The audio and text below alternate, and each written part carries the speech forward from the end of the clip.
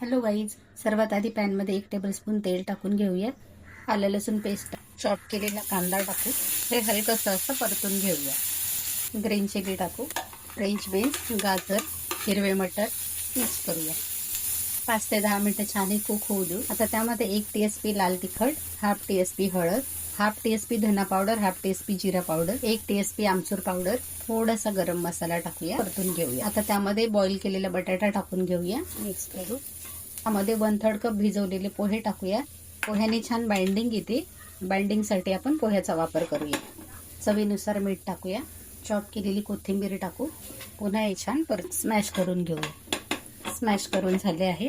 आता हे थंड होऊ देऊ. मिश्रण एका बाउलमध्ये काढून घेऊया. मिश्रण कव्हर करून 15 मिनिटांसाठी फ्रीजमध्ये ठेवू. एक बॅटर तयार करून घेऊ. त्यासाठी आपण 2 टेबलस्पून मैदा घेऊ, 1 टेबलस्पून कॉर्नफ्लॉवर, त्यामध्ये थोडंसं मीठ पाणी टाकून याचं एक बॅटर तयार करून घेऊ.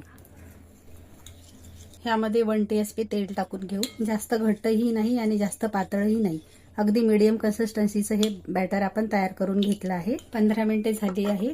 थंड झालेलं आहे. सर्व टिकीज आपण बनवून घेऊया. आधी हे तयार केलेल्या मिश्रणात टाकून घेऊ. कोट करू. ब्रेड क्रम्समध्ये टाकूया. ब्रेड क्रम्स लावून घेऊ. यावरती टिकीजला ब्रेड क्रम्स लावून झालेले आहे. आपण फ्राय करून घेऊ. गोल्डन ब्राऊन होईपर्यंत आपल्याला टिक्की फ्राय करायची आहे. छान गोल्डन ब्राऊन झालेली आहे. टिक्की आपण काढून घेऊया. पॅनवरती 1 चमच बटर आणि त्यावरती आता हे बर्गर बन फेकून घेऊया. आता आधी आपण एक मिंट मेयो बनवून घेऊ. मेयोनीज घेऊ. त्यामध्ये मिंट चटणी टाकू. छान मिक्स करू. मिंट मेयोने बर्गरची टेस्ट खूप छान लागते. Mint mayo is ready. पण बर्गर असेंबल करून घेऊया. सर्वात आधी मिंट मेयो लावूया.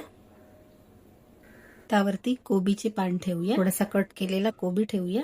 त्यावरती थोडासा चाट मसाला स्प्रिंकल करूया. ओनियन ठेवूया. टोमॅटो स्लाइस ठेवू. थोडासा चाट मसाला स्प्रिंकल करून घेऊ. थोडासा टोमॅटो सॉस टाकूया. आता त्यावरती आपण तयार केलेली पॅटी ठेवून घेऊया.